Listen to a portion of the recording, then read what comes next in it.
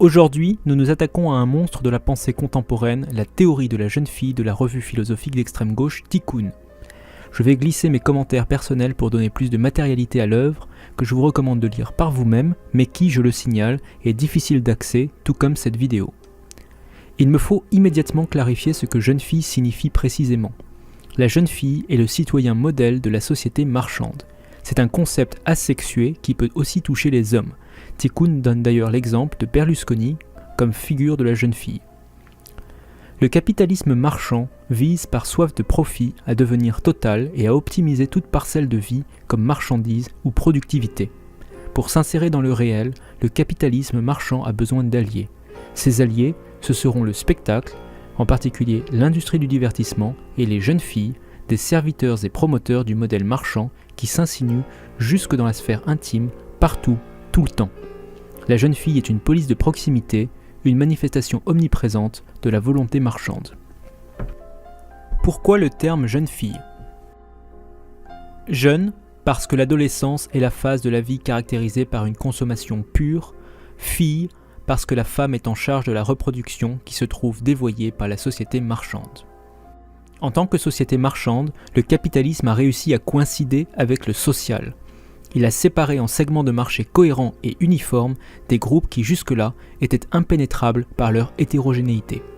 Toutes les minorités sont utiles à la société marchande en tant qu'elles structurent le social. Les individus qui autrefois auraient acheté un produit par nécessité, aujourd'hui l'achètent par sentiment d'appartenance. La jeune fille a accéléré le processus parce qu'elle dirige tous ses efforts vers une valorisation de son image, surface plaisante de l'insondable néant qui l'habite. Tikkun suggère que la jeune fille est dépassée, mais pas obsolète, parce qu'étant devenue lieu commun, elle est vouée à se scinder elle-même en sous-catégories qualitatives. La jeune fille bio, la jeune fille végane, la jeune fille militante. Le virtue signaling de la jeune fille assure son fondement, son existence.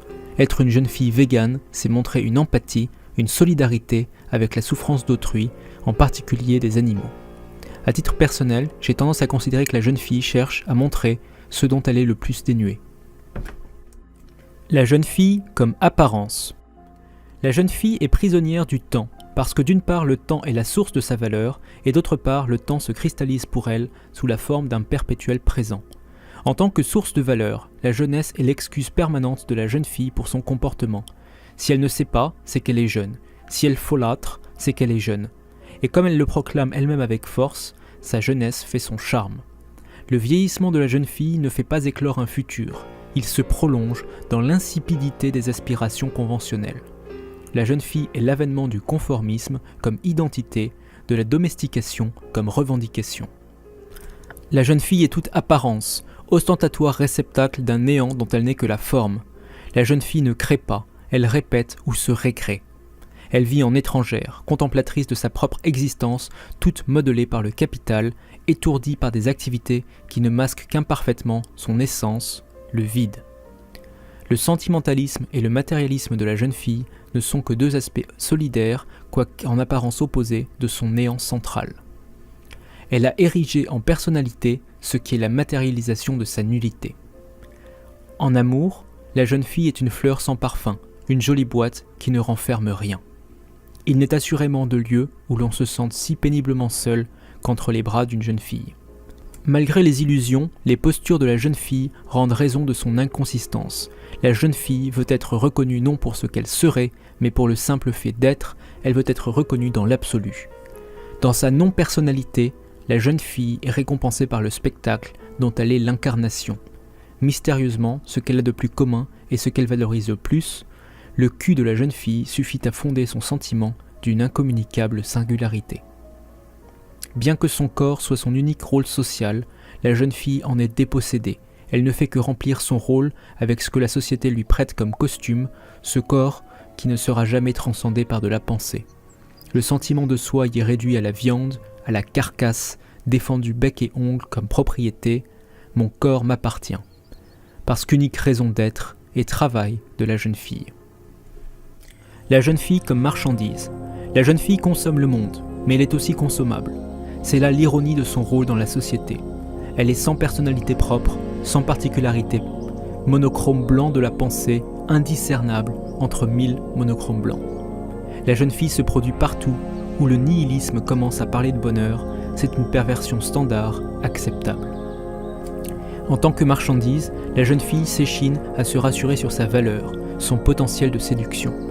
La valeur de la jeune fille n'est mesurable que par le biais de son interaction avec d'autres jeunes filles. Le pouvoir de la jeune fille ne se mesure que par l'effet qu'il produit. C'est une marchandise active dans sa marchandisation, objet et sujet publicitaire à la fois.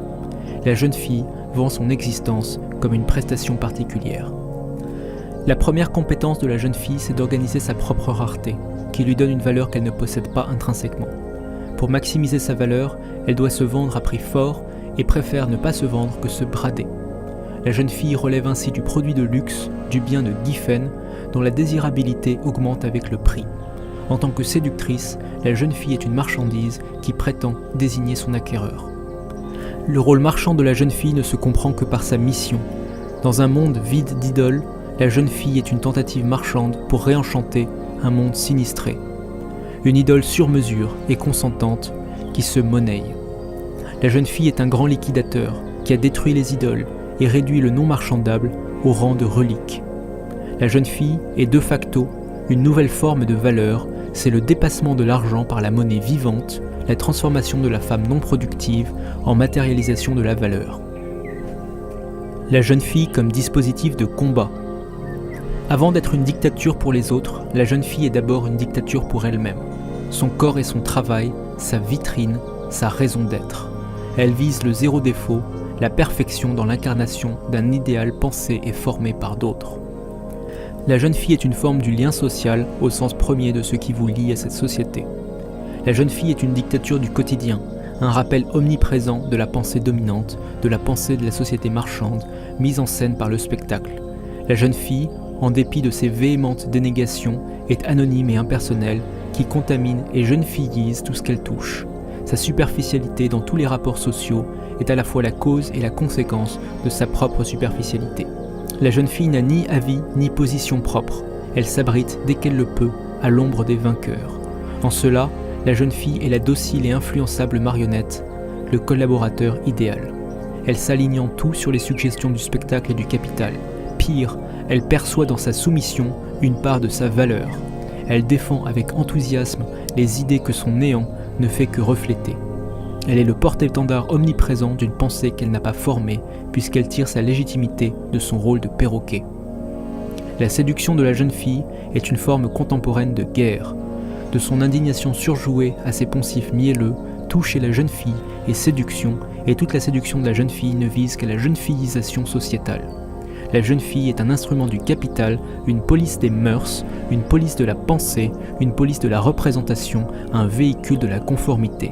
Elle jugule l'altérité par ses non-opinions, elle détruit la nuance par son aversion pour la négativité. Elle voudrait que le monde soit à la hauteur du spectacle, elle rêve de conformer le réel aux idéaux qu'elle n'a même pas pensés, à une idéologie dont elle n'est que le miroir. Elle ignore le réel tout en prétendant le connaître, pire, elle le fuit, elle le condamne comme une déviance de l'idée qu'elle s'en fait. La fin de la jeune fille.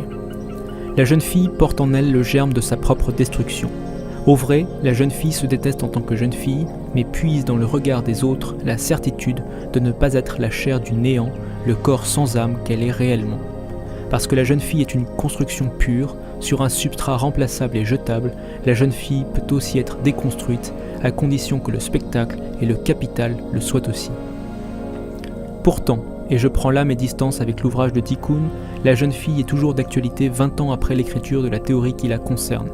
Le spectacle a trouvé de nouvelles formes, dont Internet, grâce auquel vous pouvez présentement entendre ma voix.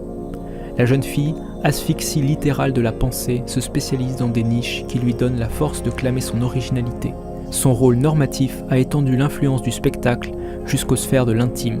Et l'homme, dernier bastion qui résiste à son influence, est l'objet de ses plus farouches attaques. La jeune fille ne sera terminée que lorsque l'homme refusera la fausse valeur qu'elle représente. Le rejet répété de la jeune fille est le meilleur moyen de l'arracher à son rôle. La virilisation intellectuelle de la société est le meilleur bouclier contre la réduction du monde au consommable.